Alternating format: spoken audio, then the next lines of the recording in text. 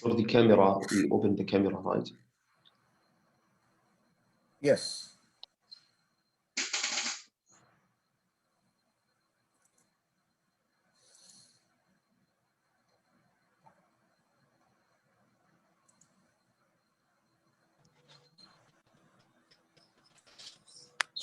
Okay. So what we want to do now, this is a continuation of what we had last week, in the sense that I have a complicated system and I would like to شباب فاتحين المايك لو سمحتم نقفل المايك. Abdullah, some noise is coming, you know. Okay, what we want to do, if we have a system, okay, we would like to utilize MATLAB in finding, okay, y to r and x to r. So what we are going to do, we are going to do the same thing which we have done last time. However, we would like to utilize MATLAB. So I will show you the command which we'll be using, and then, you know, that will open up for you. If you have a system which is a little bit complicated, you could use MATLAB to help you in figuring out the transfer function. So if you remember, we have in here how many subsystems we have in here. How many subsystems? How many? 1 over s plus 1, 1 over s. يعني we will not consider 2. Let me call this is G2 and this is G3.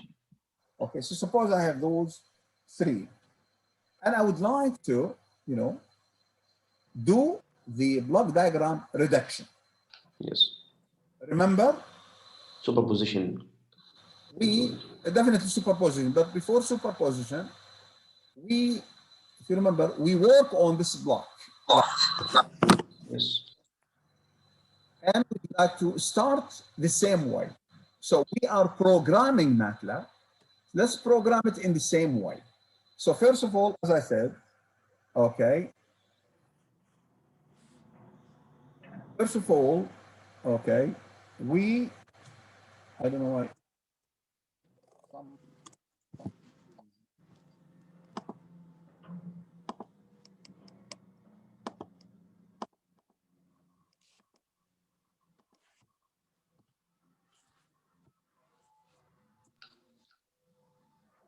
Oh, seems to me I was in the, okay. This is basically what we have. So suppose this is G1, as I said, this is G2, and this is G3. Okay, let me define them. So I'm defining the first transfer function, G1. It has 1 in the numerator and, you know, 1 in the denominator. Then the gain, pure gain, G2, and G3. Remember, we were focusing on this one. And if you remember, we said we can reconfigure this one to be a feedback system, to be something like this, S plus 1, 2. So in here, we are going to have a feedback. So the command to combine those two, we will use G, new transfer function for this block, call it G, and its feedback combination of G1 and G2. Okay, use feedback. I did not use -1 because it is by default, it's going to be, you know, -1. So if I use that, this is basically what I will get. And this is, we have explained it last time. So MATLAB will calculate and give you, this is the value of G. Now you use the, you know, superposition. So what is the transfer function between Y and R? Assuming X equal to 0. You basically multiply 1 over s. Okay. You'll have a feedback. Exactly. So with unity gain. So basically, this is what I will do. The transfer function from y to r is a feedback of this one and this one. They are in series, and a unity feedback, a 1. I'm putting 1. I did not put -1 for the negative. It's by default. If I do that, this is basically what I'm going to get. This is my transfer function. الدكتور لو ابغى positive feedback. If I want positive feedback. If you want what positive can feedback, then you have to put in here +1. +1. Yeah. +1, that will give you positive. If you put -1, it will be negative. Okay. Any other question? Now, let me find the transfer function from y to x, and r will be 0. So if this is the case, what do I have? Again, the feedback. Exactly, feedback. But what is in the feed forward? This is in the feed forward, and this is the feedback.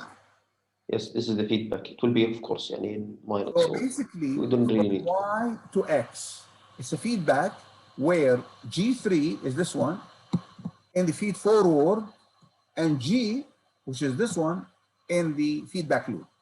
Again, this is negative. This is not minus. You can transfer this one into here, and it will be a feedback. And if you do that, this is basically what you are going to have. So what I'm trying to say in here, we could use MATLAB in, calculating the overall transfer function. However, we have to be careful. MATLAB, you don't give G1, G2, G3, and MATLAB will give you the overall. No, you have to program it. So basically, this is what I'm saying. You have to program it in this way. If you have an M file, you write all those commands, one after the other. But it is very helpful rather than you do the calculation, okay? And sometimes, suppose I have the blocks are a little bit complicated. So basically, this will give you, a good way of finding the transfer function. So MATLAB becomes very powerful. Any question? Sure. We have learned في اللاب to use the Simulink. And the Simulink will give us the ability to basically draw the That's correct. system. That's correct. Simulink is part of MATLAB. I think it is. You can access it through MATLAB. Yes. What I'm thinking of, if most we can of the time in there, yes, you are absolutely right. Most of the time you use the Simulink, which will give you, the blocks. Put the blocks. So my question is, if we can do the visualize the system, and if we can put the boxes and everything, do we have a choice without going in these series of having feedback series and explicitly determine which kind of connection we have? Can we have, only the Simulink, and we determine the output and the input? We don't want the response by the oscilloscope. We want the either way. In MATLAB, you can program it by putting it, but in Simulink, as you said, it's graphical. Okay, you can see it clearly, and you can, play around with it. But whether in Simulink it will reduce the system for you, that's what you are saying? Yes. No, because Simulink, Dr. Simulink coding in MATLAB. Simulink basically, it will give you the connection, but I don't think it will give you the closed form. No, not the Simulink, because at the end of the day, it's a file that we will read in MATLAB. We will read that file. We will do simulating in MATLAB. So if there is a code that we will write in MATLAB, so we call this file, and then we do some operations on it. I don't know. I think I have to look for it, but this will be very powerful. But definitely, Simulink is very powerful. You will see the blocks, as you said, in front of you. But I think programming it will be, programmed in MATLAB. That's why, Simulink is, it's connected. It's part of when you buy MATLAB, Simulink will come with it. Okay, so this is basically what we want to do in the block diagram reduction, okay, what we want to do next is to do also Signal flow diagram. exactly another an alternative way, okay, of I don't let me stop sharing. So what we want to do next is to do block diagram reduction, however, by different approach, by a systematic approach.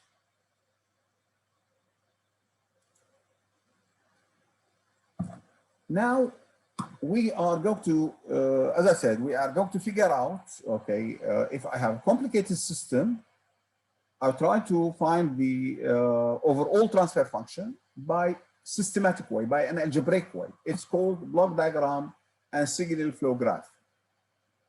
Okay, where Mason's rule, Mason is an mathematician, and he came up with certain algebraic formula to calculate the transfer function of a system without because if you remember in the block diagram reduction, you have to figure out where do you start, what is the best way, which pickoff point I have moved, or which summing point I have to change.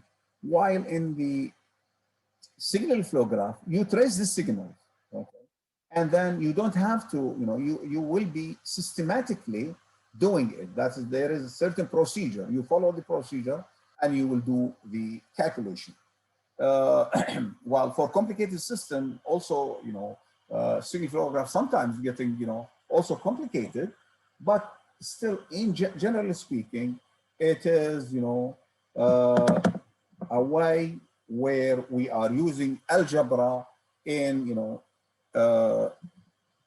obtaining the transfer function. So the signal flow graph is a representation of set of simultaneous equations. For example, suppose I have a 2x2 system. Suppose I have A11, okay, suppose I have x1 equal to A11 x1 plus A12 x2 plus, let's say, R1, where R1 is an input, and x2 equal to A21 x1 plus A22 x2 plus, let's say, R2. Okay, those are two simultaneous algebraic equations. How do we solve them? How do you solve them? Express them in matrix So, format. This will be are easier they for us. Y1? Do you mean Y1 and Y2? They are, well, yeah, I use x1, x2, they are y1, it's the same. Yes, doctor, we express them in matrix format. We find we can basically express them in matrix format. We can take everything and leave R1 and R2 on the right hand side, and take everything to the left hand side, and the A11. So basically, what we are going to do, the concept of simultaneous equation, okay, solving simultaneous equation will be translated and will be help us, because look, when we take the transfer function, we change into algebraic equation. The differential equation, we are changing the differential equation in Laplace by taking Laplace transform into an algebraic equation. So we are going to a set of algebraic equations. We are going to utilize algebra. How do we solve those? How do we relate, let's say, x1 to r1 and x to r1 and r2? Okay, because if they are those are my input, and let's say suppose those are my output, I'm relating the input to the output. So in the signal flow graph consists of nodes that are connected through branches. A node is assigned to each variable. So in this case, how many variables I have? How many variables I have? 4 variables. 4 variables, x1, x2, r1, and r2. And the gain will be a11, a12, a21, a22. And the gain will be 4. Characteristic matrix. So again, the main advantage in here, okay, of the signal flow graph is that basically I don't have to, look for where do I start. And here you start, I mean, a certain way you have to do it. So let me come again. Let me come back to this equation. And I would like to transform those equation into a graph where we have said we have 4 variables. My variable, this is the input R1, R2, and let's say I have, this is X1 and this is X2. So I have 4 variables. Okay. X1 is coming as sum of these variables. So what's X1? If I want to represent this X1 as, let's say, block diagram. Suppose I have, this is X1 and this is R. I will have, let's say, A11, and suppose this is X2, and this is A12. So I want to transfer this point into the node. So let me transfer it. So I need what? I need a relation. I need, and from R to X1, I need 1. I'll multiply R1 by 1. What else I need? Think about it in the same way as in here. R2 also with X2, you need 1. R2 is not related to X1. To X2, to X2. To X2. Let me focus first on X1. I will. Yeah. You want, yes, complete it. You take R from X1 to X1 and multiply it by A11. Yes.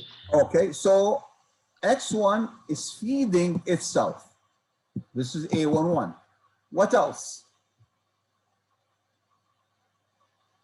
What else? X2 multiplied by A12. A12. Yes.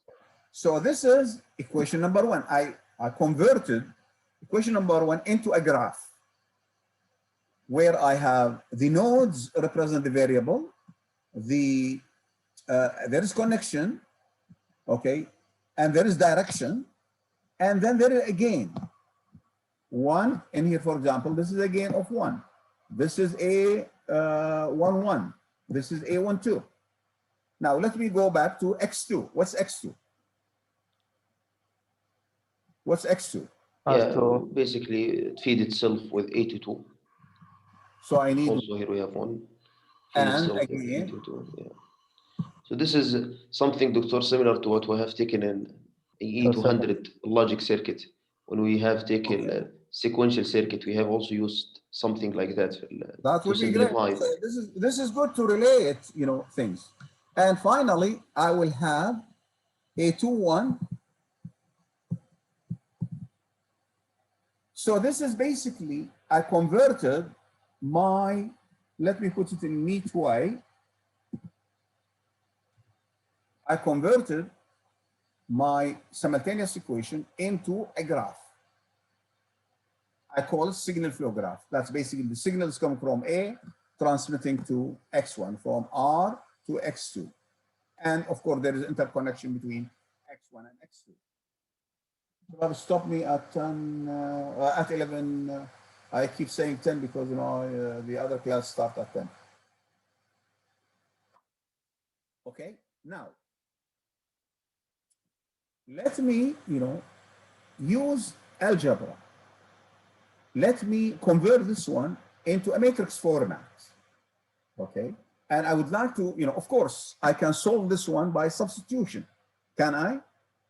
Those are 2 equations with 2 unknowns. R1 yes. are known. The unknowns are X1 and X2. I can, substitute one in the other. I can get the answer. But I would like to use the, Kramer's rule. So basically, let me put them in the matrix format. So in a matrix format, basically, first of all, let me take X1 to the other side. So I will have A11 minus 1 can x1 plus a1 to x2 equal to minus r1. This is clear. I just take r1, it's a known quantity to the other side, and the x's in the variable which I want to evaluate in one side. And in here we have a21 plus a22 minus 1 times x2 equal minus r2. Doctor, you forgot x1 at a21. I forget x1 At a21 at the first Yes. term in the second equation. Yes. Yes, thank you.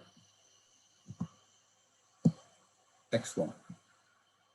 Or basically, if I want to use Kramer's rule, okay, definitely this is basically what we put them in. If I want to put them in matrix format, so this is going to be a11, okay, minus 1, and this is going to be a12, a21, a22 minus 1, x1, x2 equal to minus r1 minus r2. This is the matrix format. It's easy to find the inverse, Doctor, of 2 by 2 matrix. So we can... Yes, you can. Definitely, Abdurrahman. Definitely, you can use the inverse. But I want to show the relation, how did they come up with the Mason's rule? Mason's rule, it's based on, Kramer's concept. Yeah, definitely, you could do it by inverting, okay? That will be fine.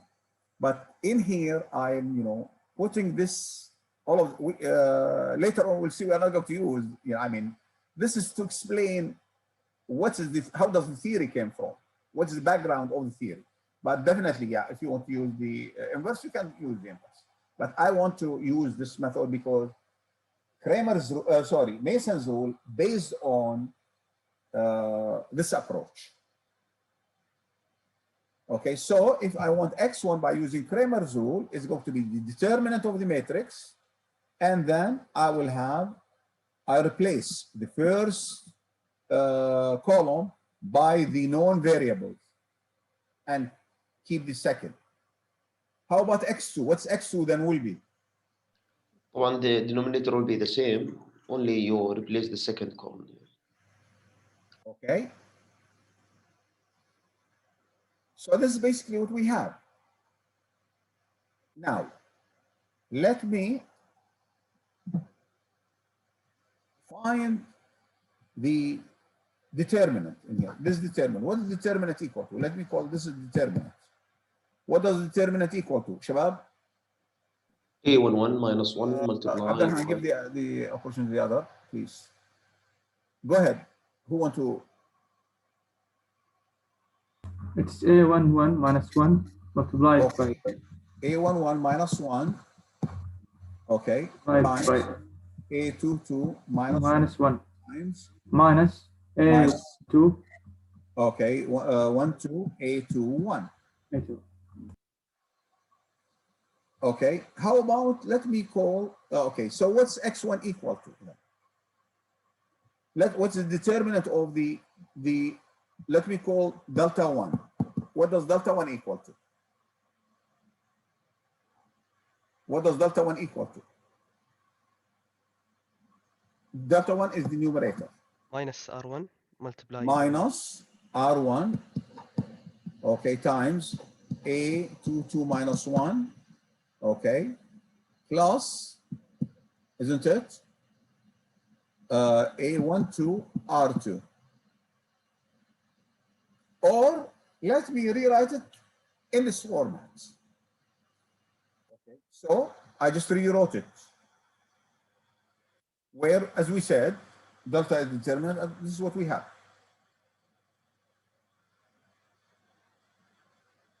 Any question? Any question? Now, I would like to relate the determinant in here to this graph. In this graph, how many loops I have? 3 loops. 3. 3. Great. Can you give me the first one? L1. L1. اللي عند ال A11. A11. Great. How about L2? Let's say this is L1. This is L2. Yes. A2 2. A2 2. And this one L3. Let's say. Okay. A2 1. Okay. We're multiplying or Yeah, they are multiplying. okay. To multiply the gain, I start from this point and come to the same point. So the loop gain will be the multiplication of the two. Okay. Now, look, it's interesting observation. This is the transfer function, of course. I mean, if I want the transfer function, I set R2 equal to 0, and I'll get the transfer function. But look at the delta. What is the observation delta? Delta equal to 1 minus the sum of all different loop gains. I have 3 loops, 1, 2, 3. Okay, look, A11 is loop 1, A22 loop 2, and this is loop 3. So 1 minus sum of all different loop gains plus the sum of the gain product of all combination of 2 non-touching loop. How many non-touching loop I have in here? Non-touching, it means there is no common node between them. Only L3. L2. L1 and L2, they are not touching. Yes. It says plus the gain product A11, A22. If I have more complicated system, then I will take minus the sum of the gain product of all 3 combinations. Plus 4, minus 5, and so on. But you know, we have a finite word, so we will terminate somewhere. So look at, this is the concept. This is what's, you know, this concept of the determinant will be generalized. Okay, but it came from what I want to say in here. I'm not going to use this in here, but this is the concept. This is, you know, the concept of, you know, Mason's rule or the signal flow graph method is based on the, you know, Kramer's rule. Remember this, we will be using it as we move. Victor, معلش, what we mean by non-touching loop? Non-touching loop, there is no common, we are going to come and give the exact definition. Non-touching, it means that loop 1 and loop 3, there is no common node between them. جميل. Each other. There is something between them.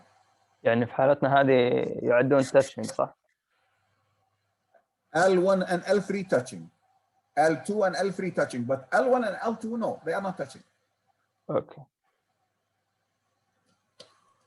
We will come and give the exact definition. But this is basically what we want to do. So, signal flow graph is a diagram, consists of nodes and branches. A node is a junction donating a variable or a signal. Branch is a unidirectional path that relates dependency of input and output. That's basically in here. Y equal to X times the gain, A.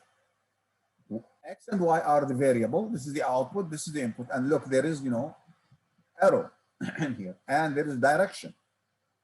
I cannot say, okay, now, I cannot reverse the direction. It's given direction.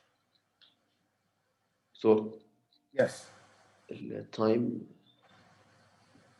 What's time now?